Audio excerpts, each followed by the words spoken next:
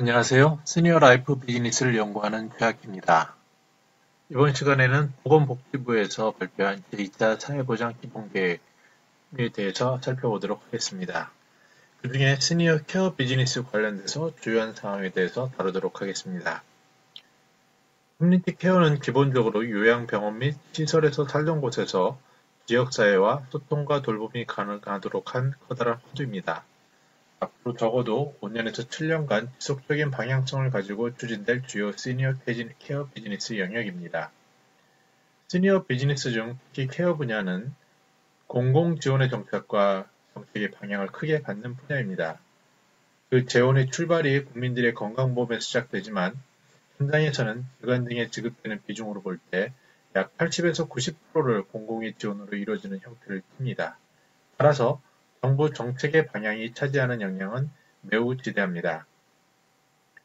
보건복지부에서 발표한 내용을 면밀히 살펴보는 것은 시니어 비즈니스 케어에 관심이 있는 모든 이들에게 기본적으로 중요한 것입니다.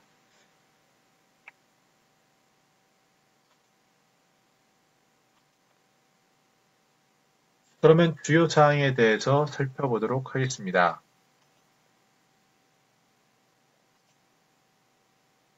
가장 눈에 띄는 부분은 장기요양보험 수급자의 증가입니다. 자연스러운 증가 추세에 더해 혜택을 받는 수급자의 증가로 돌봄 서비스 시장이 커질 전망입니다. 두 번째는 병원의 지역 연계실을 설치하는 것입니다. 즉, 병원에서 퇴원할 때 살던 곳으로 방향을 컨트롤할 센터는 지역 연계실이 되는 겁니다. 그 이유는 생각보다 의사, 간호사 인력을 활용한 모델 구축이 쉽지 않기 때문입니다. 마치 커뮤니티 케어가 일본에서처럼 간호사와 의사가 방문 진료하는 부분이 당장 시작하기에는 어려운 부분이 있는 것을 엿볼 수 있습니다. 다음으로는 사회서비스원의 본격적인 출범입니다. 사회서비스원은 요양보호사를 공공기관에서 전체적으로 통합 관리하는 컨셉인데요. 일단 시범사업 4개소를 출발로 17개까지 생기게 됩니다. 넷째는 사회서비스 관련 인력 일자리가 늘어나는 것입니다. 다만 기존의 사회복지사 수준에서 조금 더 나아지는 부분이 있지만 그런 아쉬움이 있습니다. 그럼에도 공공서비스에 대한 관심을 가질 인력에게는 희소식으로 보여집니다. 다섯 번째는 케어 안심주택입니다. 약 4만 호를 목표로 하고 있습니다. 그런데 점차 시범 모델을 통해서 사물 인터넷과 반려로봇과 같은 복합 모델의 출범할 가능성을 보이고 있습니다. 끝으로 노인 돌봄에 대해 이제는 정부에서 목소리를 보다 크게 하겠다는 취지가 강해 보입니다. 더 이상 민간에 맡겨두는 것에서 지나서 공공 주도형의 모델을 적극적으로 추진하겠다는 모습을 엿볼 수 있습니다. 사회 보장에 대해서도 빅데이터를 통한 보다 체계적인 기반을 갖추고 그 구체적인 내용은 잠재 위험 고객에 대해서 미리 발굴하는 부분으로 시작되지만요. 점차 데이터 기반의 그 관리 시스템을 갖추겠다는 의지가 보여집니다. 또한 지역 단위의 통합돌봄 서비스 센터를 공공기관으로 구축해 기반을 만들어가겠다는 의지도 잘 나타나고 있습니다.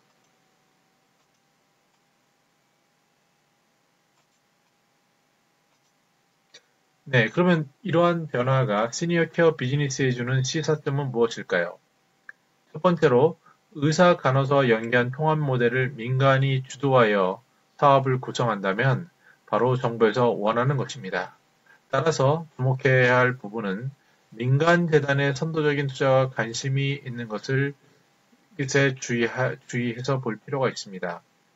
두 번째는 케어 안심 주택이 단순히 유니버설 디자인 수준에서 그칠 것이 아니어야 합니다.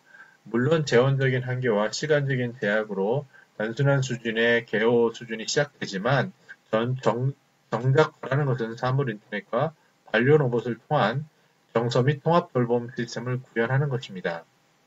따라서 보건복지부가 가진 여러 가지 제한점을 민간의 IT 기업이나 건설사가 통합 모델로 제시한다면 새로운 가능성을 찾아볼 수 있을 것입니다. 세 번째로는 살던 곳의 시니어를 중심으로 한 사회소통과 돌봄 체계 구현은 보다 본질에 접근할 때 효과를 볼 수 있습니다. 그 본질이라는 것은 뭐냐면요. 시니어들, 다시 말씀드려서 돌봄이 필요한 그 노인들이 원하는 바로 소통이고 또 말랑말랑한 실험이며 선량한 이웃에 대한 관심과 애정일 것입니다. 이러한 부분은 사회단체에서 함께 차별적으로 채워갈 수 있을 것으로 보입니다. 향후 점차 지역사회, 읍면, 동구, 시의 역할이 중요해질 것입니다. 지역 기반의 돌봄과 경제 구조를 실험할 수 있는 기반이 만들어질 것으로 보여집니다. 시니어 케어 비즈니스를 현장에서 진행하는 기업은 기존의 관계자산, 그러니까 고객과의 관계자산을 더 깊숙이 들어와서 새로운 혁신 모델을 선제적으로 구성할 필요가 있습니다. 물론 사업화에 따른 초기 투자 비용에 대한 감내가 가능해야 한다는 것을 명확히 인식해야 합니다. 끝으로 시니어 비즈니스 관점에서 볼 때 노인장기 요양보험이 등장하던 10년 전에 비해 커다란 변혁의 또 다른 변혁의 시기가 오고 있습니다. 이번에는 보건복지부가 주목을 받고 있습니다.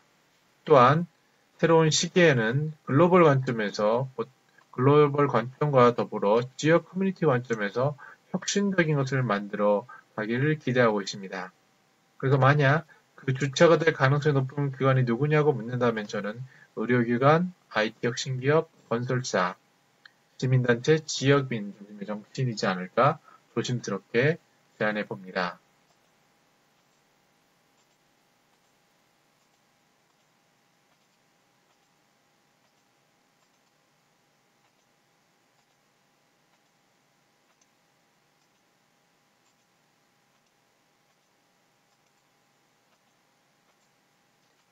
네, 그러면 그 발표에서 나타난 주요 장표 중에서 관심 있게 볼 부분을 살펴보도록 하겠습니다.